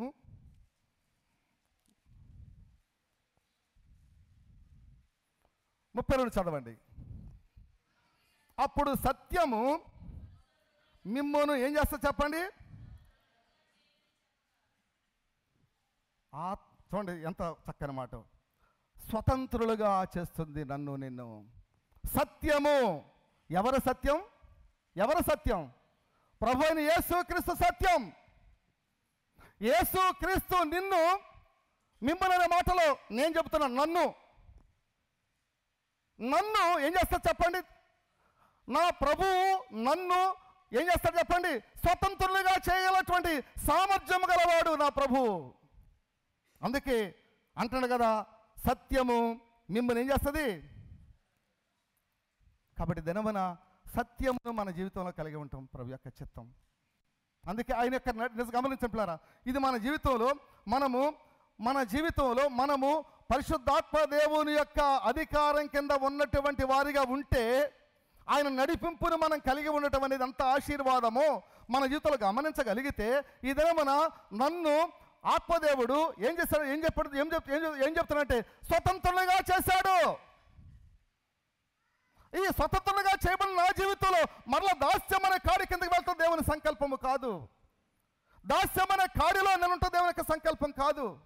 నా జీవితంలో నాకు ఇచ్చిన స్వతంత్రతను, ప్రభువు నా జీవితంలో నాకు ఇచ్చిన స్వతంత్రతను మరలా తిరిగి నేను దాస్యం అనే కాడిలోనికి, లేకపోతే సాతాను యొక్క ఆలోచనలోకి వెళ్ళటం దేవుని సంకల్పం కాదు. పిల్లలు దినమన దేవుని సంకల్పం గమనించండి. పరిశుద్ధాత్మ దేవుని యొక్క చూడండి లీడ్, పరిశుద్ధాత్మ దేవుని యొక్క రెవల్యూషన్ లేనటువంటి కారణంగా దినమన సంఘములో ఉన్నట్లు, లేకపోతే క్రైస్తవ సమాజం ఏమైపోతుందంటే భ్రష్టత్వంలోకి వెళ్ళిపోతుంది.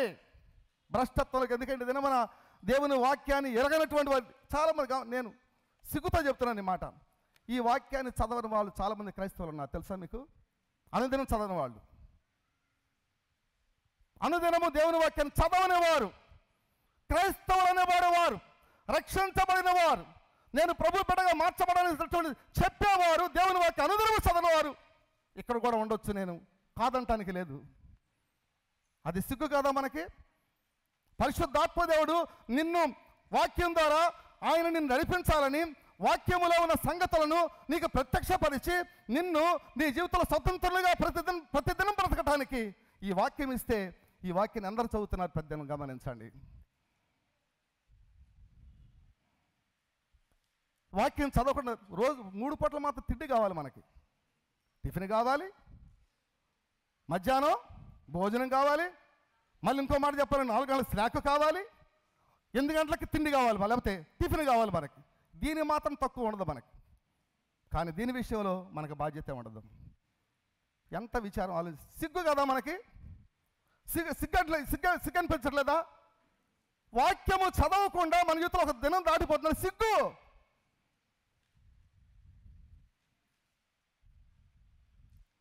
రక్షించబడిన దేవుని సంగమా, స్వతంత్రంగా చేసిన గొప్ప దేవుడు. ఆ స్వతంత్రంలో ఉండటమే దేవుని సంకల్పం. ఆ స్వతంత్రత అనుభవిస్తూ స్వేచ్ఛగా ఆయన మహిమాత్మై జీవించాలని ప్రభు మనను ఈ భూమి మీద ఉంచి. అందుకే కట్టబడిన గాడిద విప్పబడిన గాడిద ప్రభు దగ్గర తేబడింది. తేబడిన మన జీవితంలో ఆలోచించండి. తేబడిన మన జీవితంలో మనము ఏ యొక్క స్థితిలో మనం ఉన్నామో ఒక్కసారి ఆలోచన చేయవలసిన అవసరం పిల్లారు. ఎందుకంటే మనం ఎలాంటి వారు మనకు తెలుసు. దేవుని వాక్యం మనం ఎరిగిన వారు. మరోసారి జ్ఞాపకం చేస్తున్నాను, చాలామంది ఉన్నారు. మరోసారి జ్ఞాపకం చేస్తున్నాను, మనం ఎలాంటి వారు అంటే దేవుని వాక్యం చూద్దాం. చూడండి, రోమాపత్రిక 5వ అధ్యాయము 6వ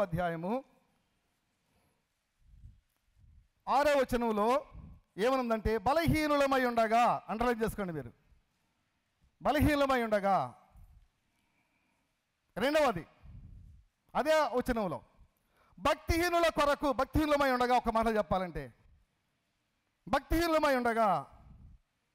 ఆ తర్వాత 8వ వచనంలో పాపులమై ఉండగా ఎలా ఉన్నాం.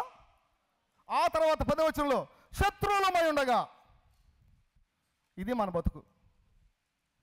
మన బతుకు ఏంటంటే ఇది, దేవునికి శత్రువులం, భక్తిహీనత కలిగినటువంటి కారణం, బలహీనమైనటువంటి వారం, పాపులమైన మన జీవితంలో ఇలాంటి స్థితిని మన జీవితం నుంచి విడిపించడానికి ప్రభువైన యేసుక్రీస్తు ఆయన లోకాన్ని ఖరీదించినటువంటి స్థితిని మనం జ్ఞాపకం చేసుకుంటున్నాం. పిల్లారా గమనించండి, ఇలాంటి జీవితాలు మార్చడానికి, ఇలాంటి బ్రతుకులు మార్చడానికి, ఇలాంటి వ్యక్తుల యొక్క జీవితాన్ని ఆ యొక్క సాతాను యొక్క బంధకాల బంధించబడిన వారు విడిపించడానికి ప్రభు ఆయన ఈ లోకాన్ని ఖరీదించినాడు. ఖరీదించిన ప్రభు ఆయన ఈ దినమున గొర్రె లేకపోతే ఆయన కోరుకుంటుంది ఏంటంటే ఒక గాడిదను కోరుకుంటున్నాడు. పిల్లారా గాడిదను కోరుకుంటా ఉన్నాడు. ఆ గాడిద ఎవరంటే నేను, నీవే ఆ గాడిదలం. ఇది అపవిత్ర జంతువుల్లో ఇది ఇది పవిత్ర జంతువు కాదు, ఇది అపవిత్ర జంతువు. ఈ అపవిత్ర జంతువుని అక్కడ మనం చూస్తూ ఉన్నాం పిల్లారా. కాబట్టి దినమన మన జీవితంలో మనను ప్రభు విడిపించే విధానం చూస్తే చూడండి, అపోస్తల కార్యాలు 26వ అధ్యాయము, అపోస్తల కార్యాలు 26వ అధ్యాయము 26 చూడండి. ఆ 18వ వచనంలో 2వ భాగంలో చాలా చక్కని విషయాలు ఉంటాయి. ఏంటంటే, వారు చీకట్లో నుండి వెలుగులోనికి, సాతాను అధికారము నుండి దేవుని వైపునకు తిరిగి, చూడండి, నా యందలి విశ్వాసము చేత పాప క్షమాపణను పరిశుద్ధపరచబడిన వారిలో స్వాస్థ్యమును పొందినట్లు వారి కన్నులు తెరుచుటకై నేను నిన్ను వారి యొద్దకు ఏం చేస్తున్నాను, పంపుతున్నా. గమనించండి, ఎందుకు పంపబడుతున్నారంటే ఒక సేవకుడు ప్రభువైన యేసుక్రీస్తు ఎందుకు పంపబడ్డాడంటే అక్కడ ప్రభు యొక్క ఆజ్ఞ ప్రకారం. ఎందుకంటే మనిషి చీకట్లో ఉన్నాడు. చీకట్లో ఉన్న వ్యక్తిని ఎక్కడ నడిపించడానికి, వెలుగులో నడిపించడానికి ఈ లోకానికి ప్రభువైన యేసుక్రీస్తు వచ్చాడు. ఇంకోటి, సాతాను యొక్క అధికారములో ఉన్న వ్యక్తిని, సాతాను బంధకాల్లో ఉన్న వ్యక్తిని క్రీస్తు ఏం చేస్తాడు, దేవుని వైపు తిప్పడానికి వచ్చాడు క్రీస్తు ప్రభు వారి లోకానికి. అందుకే ప్రభువైన యేసుక్రీస్తునందు విశ్వాసములో పాప క్షమాపణ ఉంది. అందుకే ఈ దినాల్లో చాలామంది ఏ బోధ బోధిస్తున్నారంటే యేసునందు విశ్వాసం ఉంటే నువ్వు రక్షించబడతావు అనేటువంటి బోధ మొదలైంది. యేసు ప్రభువును విశ్వాసం ఉంచుటలో ఉన్న బోధ ఏంటంటే ఆ విశ్వాసముల దేవుని వాక్యం చూడండి, ఎంత చక్కని మాట. చూడండి ఏముంది చెప్పండి, విశ్వాసము చేత ఏం చేయబడాలి చెప్పండి. అక్కడ ఏముందో, పాప క్షమాపణ ఉంది, పరిశుద్ధపరచబడిన వాళ్ళ స్వాస్థ్యం ఉంది. అంటే విశ్వాసము చేత మన జీవితాలు పొడవబడతా ఉన్నాయి, వాక్యము చేత పొడవు. ఎందుకంటే వాక్యం మనల్ని ఇప్పుడు దర్శిస్తుందో పరిశుద్ధాత్మ దేవుడు తన వాక్యం చేత పొడుస్తూ ఉన్నాడు. అప్పుడు పాప క్షమాపణ అనుభవంలోనికి నడిపించబడతాం. నువ్వు పాపి అనే సంగతి నీకు అర్థం కావాలి. నీ పాపం నిమిత్తమై నువ్వు కన్నీరు కార్చాలి, ఏడవలసిందే, పశ్చాత్తాపడవలసిందే. నీ పాపం నిమిత్తమై ఏడవకుండా పశ్చాత్తాపడకుండా నీ పాపం క్షమించబడదు. దయ్యాలు నమ్ముతున్న విశ్వాసంతో యేసు ప్రభు దేవుడు నువ్వు నమ్మడం ఏంటి గొప్ప సంగతి. యేసు రక్తం చేత నీ పాపం కడగబడుట చాలా అవశ్యం. పరిశుద్ధపరచబట్టు నీ యొక్క హృదయంలో ప్రతి పాపం కడగబడి పరిశుద్ధపరచబడిన అనుభవంలో నీ జీవితము అప్పుడే పరిశుద్ధాత్మ దేవుడు నీలోకి వస్తాడు తప్ప ఆ అనుభవం లేకుండా పరిశుద్ధాత్మ దేవుడు నీలోకి రాడు. రాకపోతే నువ్వు దేవుని బిడ్డవు కానే కాదు.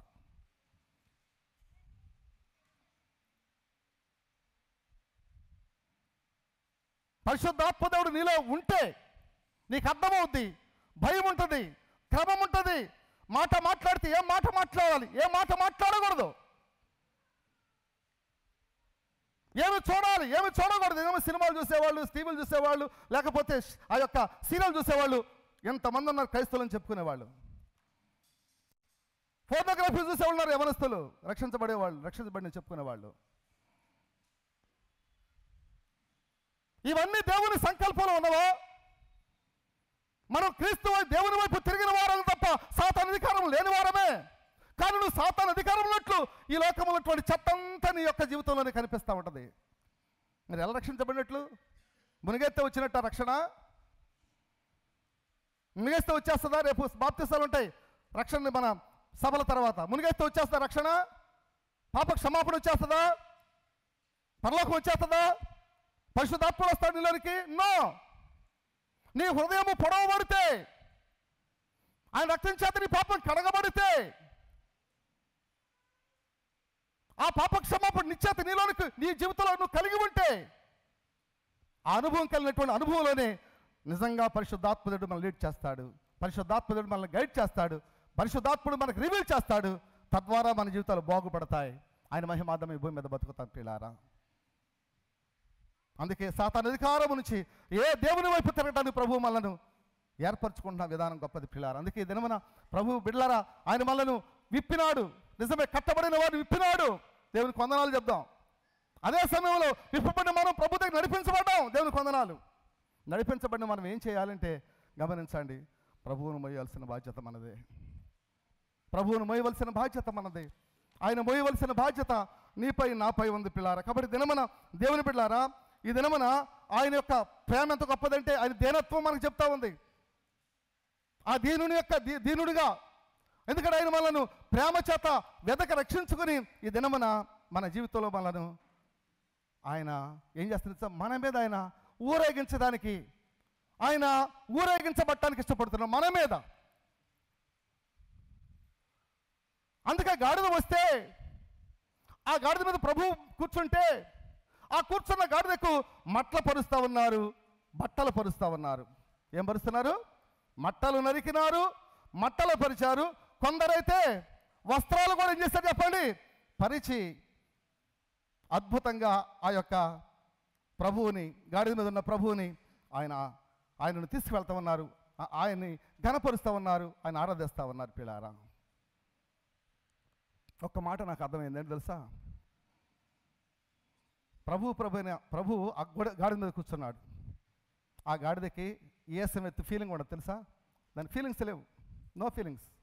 తన పని చేస్తుంది అంతే, నో ఫీలింగ్స్. ఫీలింగ్స్ ఏమీ లేవు. ఏం చేస్తుంది అది? మోసుకుని, నేను చూసారా ప్రభువుని మోసుకుని వెళ్ళిపోతున్నాను అని అది గర్వించట్లా.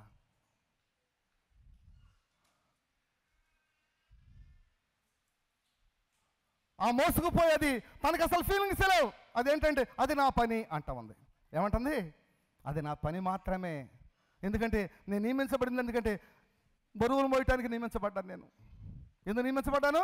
బరువులు మోయటానికి నియమించబడ్డాను. నియమించబడిన నా పని ఏంటంటే నేను చెప్పిన, లేకపోతే ఆ యజమానుడు ఏమైతే చేయించుకుంటున్న చేత ఆ పని చేయటమే నా పని అంది. No feelings.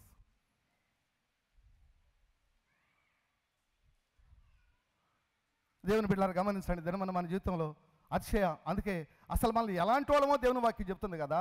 ఏంటంటే అసలు ఈ స్థితిలో ఉండటానికి కారణము నీ గొప్పతనము. అందుకే సహోదరుడు మాట చెప్పాడు, నేననే మాట చెప్పాడు. అది మన జీవితంలో అతిశయానికి గుర్తు. నేను అలా లేను, నేను చాలా కరెక్టు. ఎవడ కరెక్ట్ అండి? పౌలు గారు సైతం అన్నాడు. ఏమన్నాడు చెప్పండి? నేను ఇది వరకే సంపూర్ణ సిద్ధి పొందితే అయినను, నేనేదో సాధించాను అనుకోవట్లేదు, పరిగెత్తుతున్నా. ఎక్కడికి? గురి వద్దకు పరిగెత్తుతున్నా, గురి వద్దకు పరిగెత్తుతున్నా.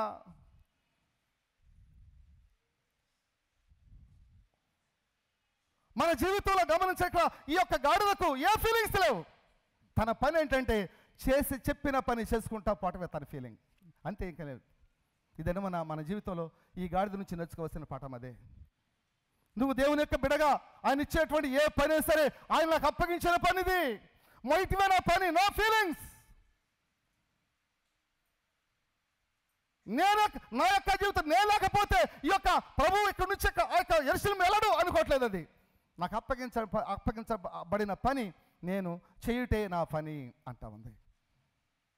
దేవుని సంఘమా, ఈ దినమున మన వ్యక్తిగత జీవితాల్లో ప్రభు బిడ్డగా, అందుకే మనం ఎవరు అంటే జ్ఞాపకం చేస్తాను. 1 కొరింథీ పత్రిక 1వ అధ్యాయంలోనే మనం ఎరుగుదాం ఈ యొక్క మాటలు, క్రొత్త మాటలేం కాదు. చూడండి 29 చదువుతారు ఎవరైనా.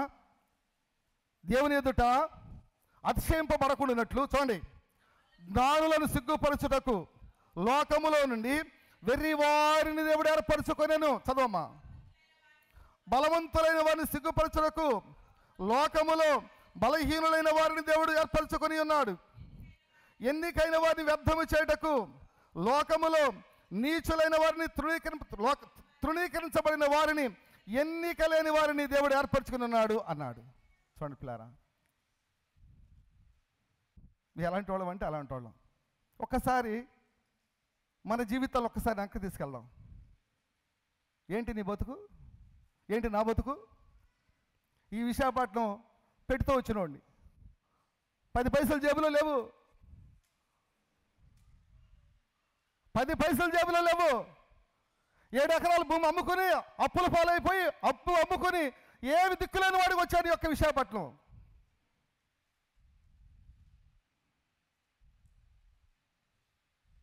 ఇది నా బతుకు. ఎన్నిక లేని వాడను, నీచుడను. పాపాల గురించి చెప్పాలా? ఇక ఎన్నో. లోకంలో ఉన్న పాపమంతా నాలోనే ఉంది. చీకటంతా నా యొక్క, ఎందుకంటే చీకటి యొక్క అధిపతి అయినటువంటి సాతానుడి యొక్క అధికారంలో అద్భుతంగా ఉన్నా నేను. ఇలాంటి బ్రతుకును ప్రభు తన కృప చేత విడిపించాడు.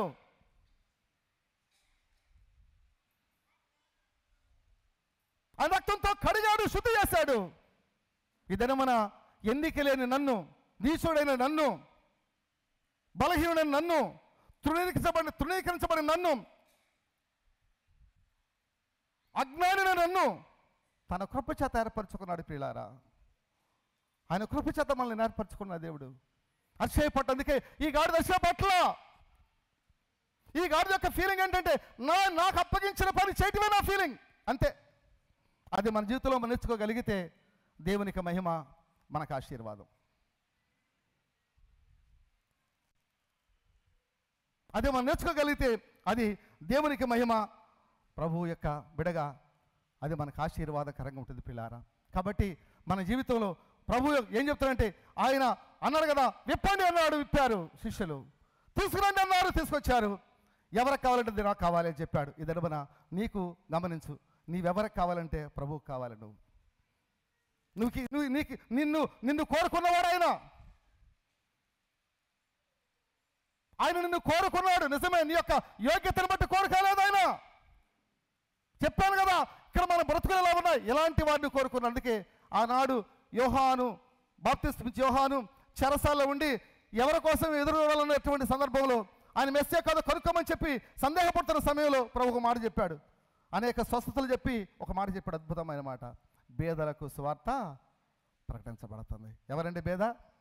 ఎవరు? ఆత్మీయ బేదతనానికి వెళ్ళిన మనం అందరం బేదలమే. బేదలంటే మాలోళ్ళు మాదిగోళ్ళు కాదని అర్థం. ఆత్మీయ దరిద్రత ఈ లోకమంతా కలిగి ఉంది. ఆత్మీయ దరిద్రత లోకమంతా కలిగి ఉంది. అందరూ కూడా ఆయన యొక్క దృష్టిలో ఈ ఆత్మీయ దరిద్రతతో బేదలుగా ఉంటే ఆ బేదలకు స్వార్థ ప్రకటించబడతా ఉంది. ఆ బేదల్లో నేనున్నాను, నువ్వున్నావు, మనం ఉన్నాం. ఆ బేదలుగా ఉన్న మన జీవితంలో ఆ సువార్త అందినటువంటి ఆ సువార్తను బట్టి దినమన బ్రతుకులు మారినాయి. బ్రతుకులు మారిన పిల్లారా. కాబట్టి ఆయనకు కావలసిన గాడిదను ఆయన ఎన్నుకున్న గాడిదను ఆయన ఏం చేస్తాడు చెప్పండి? ఎక్కాడు. ఈ దినమున నా మీద ఎక్కి నీ మీద ఎక్కైనా ఆయన ఏం చేయాలని కోరుకుంటా అంటే సియోని వెళ్ళాలని ఇష్టపడతాడు. అంటే సియోని అనగా ఆనాడు సియోని, ఈ దినము సంఘమే. ఆనాడు సియోనే, ఆనాడు యెరూషలేమే, కానీ ఈ దినమున ఇదిగో సంఘం.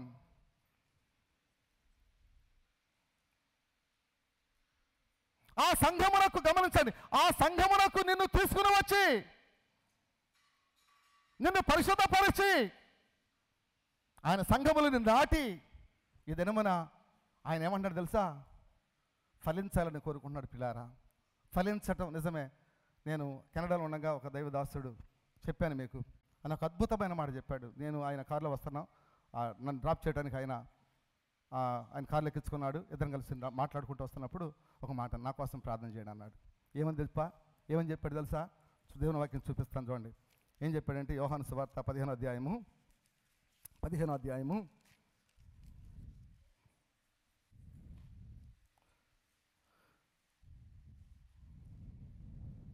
16వ వచనంలో 2వ భాగంలో చూడండి, మీకు అనుగ్రహించబడినట్లు మీరు వెళ్ళి చూడండి ఫలించుటకును మీ ఫలము నిలిచుండుటకును నేను మిమ్మల్ని ఏర్పరచుకొని నియమించతని. ఇది నియమించింది ఎందుకంటే ఇందుకు ఫలించాలి, ఫలము ఏం చెప్పండి నిలిచి ఉండటానికి నా కోసం ప్రార్థన. ఎందుకంటే అనుభవం నాలో కనిపించట్లేదు అన్నాడు ఆయన.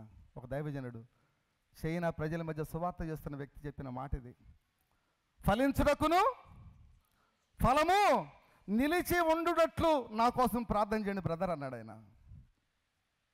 ఫలము నిలిచినట్లు నాకు అనిపించట్లేదు, నా కోసం ప్రార్థన చేయండి. ఒక్కసారి ఉంచండి. ఈ మాట నన్ను ఇలా పొడిచింది, ఒక బాకుతో పొడిచినట్లు ఆ మాట నన్ను పొడిచింది. అబ్బా నిజమే కదా ప్రభువా, నిలవలేని బ్రతుకులు ఫలించటం అనేది కాదు, ఫలము నిలిచి ఉంటేనది ఆశీర్వాదం. నిలిస్తే కదప్ప మనం తినేదాన్ని. ఆ నిలిచి ఉండటానికి ఆయన ఇష్టపడి వాళ్ళని నియమించబడిన మన జీవితంలో మనం ఎలా బ్రతుకుతున్నాం సంఘంలో ఆలోచించండి ఒకసారి. అందుకే దినమున నన్ను బట్టే కదా, నిన్ను బట్టే కదా దేవుని నామం ఏం చేయబడుతుంది, దూషించబడుతుంది అని చెప్తుంది దేవుని వాక్యం. ప్రియమైన సంఘమా, అందుకే ఆయన యెరూషలేమునకు ఎలా వెళ్తాడంటే రాజుగా వెళ్తా ఉన్నాడు. సంఘమునకు రాజు ఆయనే, సంఘమునకు శిరస్సు ఆయనే, సంఘమునకు రాజు ఆయనే. అందుకే చూడండి కీర్తన గ్రంథంలో 2వ అధ్యాయము 6వ వచనం చదువుతాం ఒకసారి. కీర్తనల గ్రంథం 2వ అధ్యాయము 6వ వచనం. అమ్మా చదువు. చూసారా, పరిశుద్ధ పర్వతమైన సియోను మీద నా రాజును ఏం చేస్తాడు, ఆసీనునిగా. అది ఈ సియోన్, ఇదే ఆ సియోను. దీనికి రాజు ఎవరు చెప్పండి ఇప్పుడు? ఎవరండి రాజు? ఎవరండి చెప్పండి అమ్మా. అనుమానం. ప్రభుని యేసుక్రీస్తే దీనికి రాజు, సంఘానికి రాజు. ఆయన ఆ రాజు యొక్క అధికారం కింద మనం ఉన్నాం. అందుకే ఆనాడు పిలాతు కూడా ఏమంటారు తెలుసండి, ఇదిగో మీ రాజు అన్నాడు. ఇదిగో మీ రాజు అంటే ఆయన మాకు రాజు కాదు అంటారు వీళ్ళు, యోధ పెద్దలు, మత పెద్దలందరూ. ఇదిగో మీ రాజు అన్నాడు. ఎవరు? పిలాతు అన్నాడు, ఇదిగో మీ రాజు. ఈ దినమున వాళ్ళు తృణీకరించట్లు నువ్వు తృణీకరిస్తున్నావు గమనించు. ఆయన నీ రాజే, నీ రాజుగా ఆయన ఉన్నాడు. కాబట్టి ఆయన అధికారం కింద నీవు నేను జీవించవలసిన బాధ్యత నీపై నాపై ఉంది. అందుకే ఆ రాజు ఆ యొక్క యెరూషలేము ప్రవేశం చేస్తున్న సమయంలో ఆయన గురించి రాయబడిన మాటలు ఒక్కసారి మనము జకరియా గ్రంథంకి వెళ్ళి ఆలోచన చేద్దాం. జకరియా గ్రంథము చివరి పాత నిబంధనలో చివరి అధ్యాయానికి ముందు అధ్యాయం 9వ అధ్యాయం తీయండి. మలాకీకి ముందు ఉంటుంది. 9వ అధ్యాయము 9వ వచనం చదువుతా ఉన్నాను. సియోను వాసులారా చూడండి, బహుగా సంతోషించుడి, యెరూషలేము నివాసులారా ఉల్లాసముగా ఉండండి.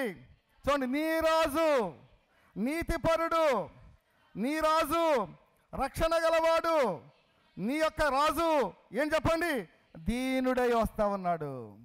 నీ రాజు ఎలాంటి వాడు చెప్పండి? నీ రాజు, గమనించండి, ఆ రాజు వస్తున్న సభలో ఉల్లాసంగా ఉండండి. నిజమే, ఈ దినమున ఆ రాజు, ఈ సంఘానికి రాజు, ఆ రాజు ఏం చెప్పబోతుందో తెలుసా? ఈ భూమి మీద ఆయన ఉన్నప్పుడు నిజమైన రాజునే అని చెప్పాడు. కానీ నా రాజ్యమే సంబంధమైంది కాదు. నా రాజ్యమే సంబంధమైందంటే ఆత్మ సంబంధం, పరలోక సంబంధమైంది నా రాజ్యం. ఆ రాజ్యాన్ని స్థాపించడానికి రారాజుగా ప్రభువైన యేసుక్రీస్తు రాబోతా ఉన్నాడు. ఆ రాజుని బట్టి దినమున సంఘమా సంతోషించు, ఉల్లసించు. ఆ రాజుకు నువ్వు ఏమని చెప్పడం అంటే కుమారుడుగా, కుమార్తెగా చేయబడ్డావు. ఆ రాజు కుమార్తె చెప్పండి, నీవు రాజు కుమార్తెవు, రాజు కుమారుడు, రాజు కుమారుడవు, రాజు కుమార్తెగా ఉంటుడుగా ఆ రాజు యొక్క అధికారములో ఉన్న నీ జీవితంలో, రాజు కుమారుడిగా, కుమార్తెగా నీ జీవితంలో ఉల్లసించు, సంతోషించు, బహుగా ఉల్లసించు, సంతోషించు. ఇది నీకు ఇచ్చిన ధన్యత, ఇది ఇచ్చిన నీకు ఆశీర్వాదం. ఎందుకంటే ఆశీర్వాదం అంటే ఏదో మనకు డబ్బులు ఉన్నాయి కాబట్టి ఆశీర్వదించబడ్డాం అనుకుంటారేమో. నీకు సమస్తము సమకూర్చబడ్డాయి కాబట్టి ఆశీర్వదించబడ్డాను అనుకుంటావేమో. ఆశీర్వాదము అది తాత్కాలికమైంది, కానీ ప్రభు ఇచ్చే ఈ శ్రేష్ఠ ఆశీర్వాదం శాశ్వతమైనది. మన ఆలోచన ఎంతసేపు, అందుకే ప్రభు చెప్పాడు, భూ సంబంధమైన వాటి మీద మనసు పెట్టకండి అన్నాడు. మరి ఏం చెప్పన్నాడు? పైనున్న వాటినే వెతకండి. అక్కడ ఏ వెతకాలంటే ఇదిగో నీ రాజు ఎక్కడున్నాడు చెప్పండి. తండ్రి యొక్క కుడి పార్శ్వమున ఏం చెప్పాడు? నీ రాజు ఆసీనుడై ఉన్నాడు. నీ రాజు తండ్రి యొక్క కుడి పార్శ్వమున ఆసీనుడైనాడు. ఆయన రాబోతున్నాడు.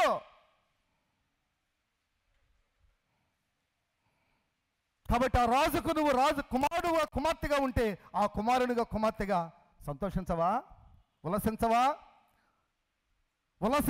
సంతోషించే అనుభవం లేదా నీ జీవితంలో?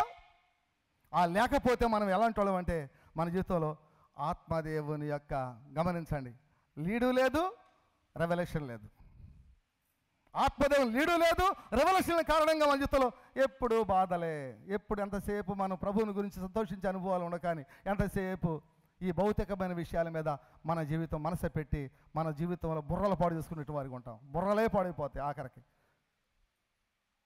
పిచ్చోళ్ళు అయిపోతారు ఆఖరికి. అరే ప్రభు, చింత పడకరా బాబు అన్నాడు దేవుడు. నీ చింతను నేను చూసుకుంటాను రా బాబు, నువ్వు ముందు నా నీతిని వెతుకు, నా రాజ్యాన్ని వెతకమని చెప్పాడు ఆయన. దీని గురించి మన పట్టింపు ఉండదు. ఎంతసేపు ఈ లోక సంబంధమైన సంగతుల విషయంలో మనకు అద్భుతమైనటువంటి ఆశలు ఉన్నాయి, కానీ రాజుని గురించి అద్భుతమైన ఉల్లసించు సియోను కుమారి,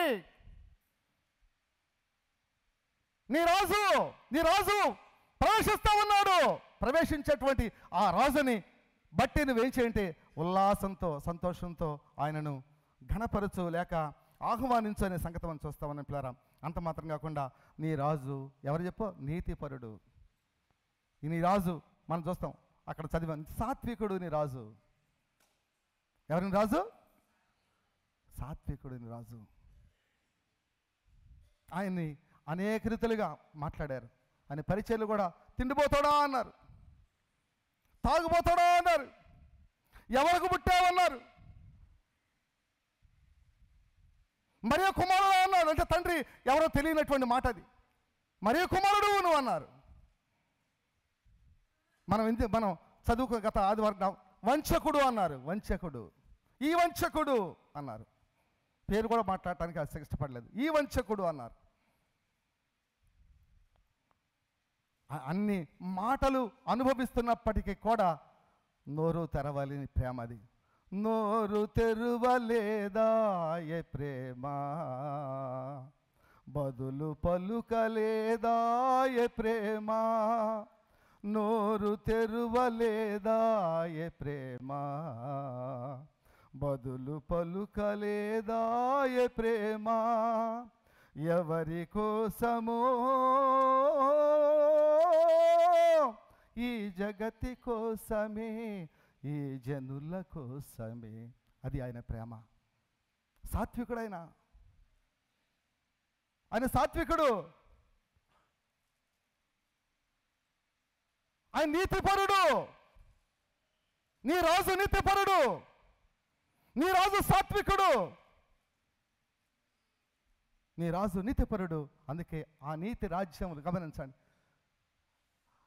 ఈ రాజ్యములో, ఈ భూమి మీద రాజ్య పరిపాలనలో తారతమ్యాలు ఉంటాయి, కానీ నా ప్రభు యొక్క రాజ్యములో, నీతిపరుని యొక్క రాజ్యములో నో డిఫరెన్సెస్.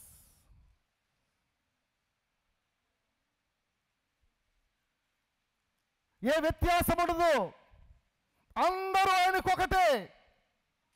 ఆ నీతిపరుని రాజ్యములో అందరూ సమానమే.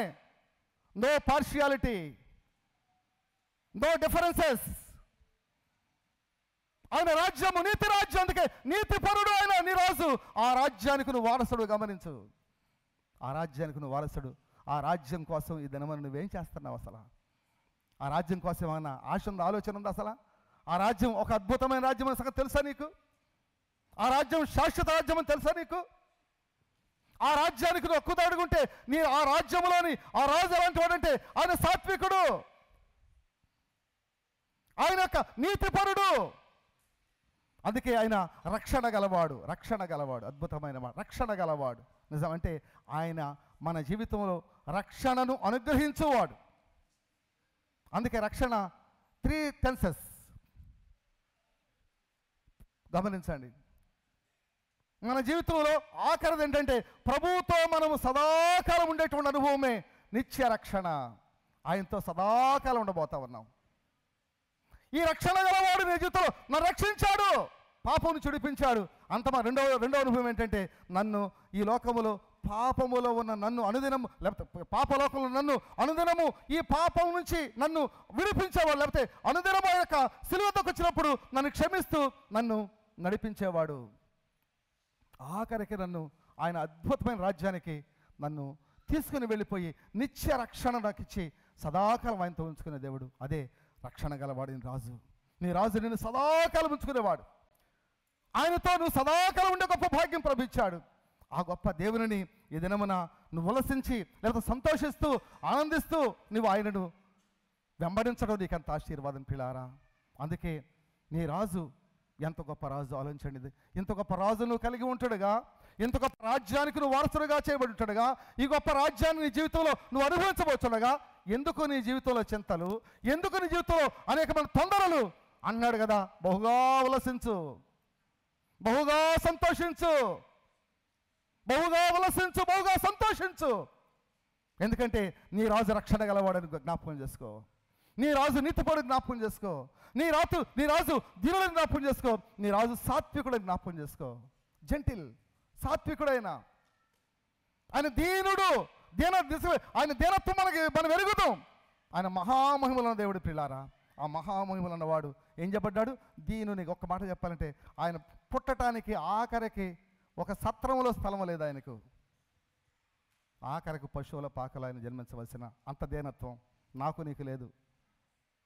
ఆయనకు సర్వాధికారి దేవుడు, సృష్టికర్త అనే దేవుడు, సమస్తం నిర్మించిన దేవుడు. ఆయన ఎంత దీనుడికి వచ్చాడంటే సత్రములో స్థలం లేని కారణంగా పశువుల తొట్లో పరుండ పెట్టబడ్డాడు. నక్కలకు బరువులు ఉన్నాయి, ఆకాశ పక్షులకు గూళ్ళు ఉన్నాయి, మనుష్య కుమారునికి తలవాల్చుకోవడానికి లేదు చెప్పండి, స్థలము లేదు అన్నాడు. తలవాల్చుకోవడానికి ఎంత కావాలి మనకి? మనం పెట్టుకున్న దిండు ఉంటుంది, దిండు ఉన్నప్పుడు కూడా ఈ తల మీద అలా ఎచ్చలి పెడతాం, ఇలా పెడతాం చెయ్యి.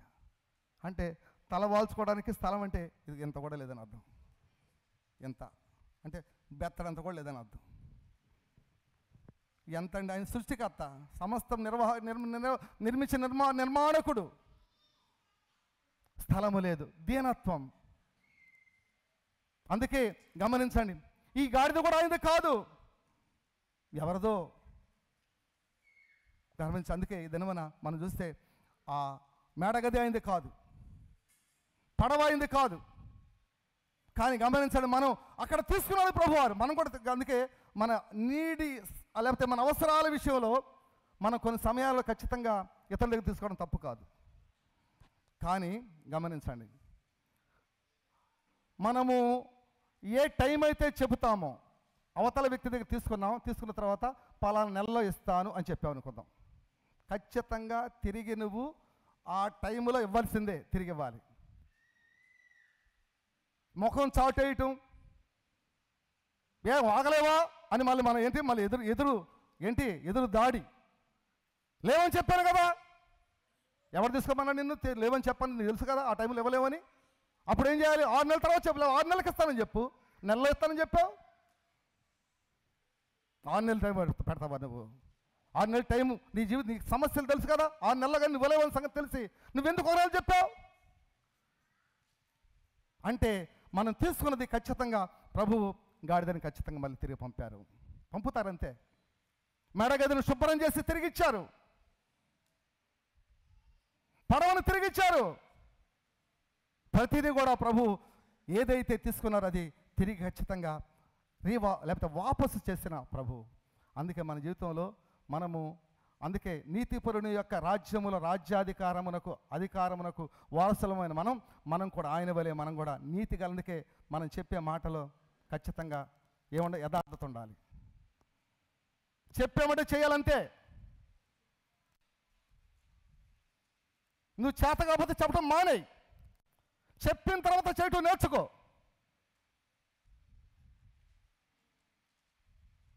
కాబట్టి రక్షించబడిన దేవుని బిడ్డగా మన జీవితంలో ఆ రాజ్యానికి వారసులమైన మన జీవితాల్లో మనము ఆయన నుంచి నేర్చుకోవాల్సింది ఏంటంటే నీతిపరుడు, ఆ నీతిపరుడు అయినటువంటి బిడ్డలు మనం, ఆ రాజ్య వారసులు మనం, ఆ రక్షణ గలవాడి యొక్క వారసులు మనం, రాజు యొక్క బిడ్డల వారసులు మనం, ఆ సాత్వికుని యొక్క వారసులు మనం, ఆ దీనుని యొక్క వారసులు మనం.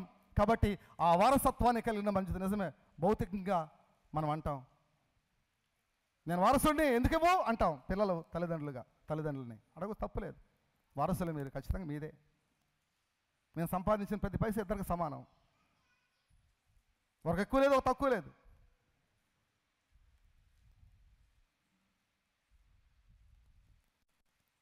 వారు వారసులు, మనం ప్రభు యొక్క వారసులు. మనం వారసత్వానికి వెళ్ళిన మనం ఆయన వల్ల బ్రతకడం మన బాధ్యత, ఆయన కోసం బ్రతకడం మన బాధ్యత, ఆయన స్వారూపంలో రావటం మన బాధ్యత, ఆయన చిత్తాన్ని భూమి మీద నెరవేర్చడం మన బాధ్యత. నీ ఇష్టం కాదు, ఆయన చిత్తం నెరవేర్చు. అందుకే ప్రభు నిన్ను భూమి మీద ఏర్పరచుకున్నాడు, అందుకే నన్ను ఏర్పరచుకున్నాడు. కాబట్టి ఏర్పరచబడి నీ జీవితంలో నీ చిత్తాన్ని పక్కన పెట్టు. అందుకే గాడిదని మనం చెప్పాం కదా, తన యొక్క చిత్తం ఏమీ లేదు, తన పని ఏంటో తనకు తెలుసు. ఏంటంటే నాకు అప్పగించబడిన పని ఏంటంటే ప్రభువుని మోసుకుపోవటమే. ఇది దానికి ఇంకా ఫీలింగ్స్, నో ఫీలింగ్స్. తన పని చేయటమే తన ఫీలింగ్. కాబట్టి అతిశయించడం కానీ గర్వించడం కానీ దానికి లేదు.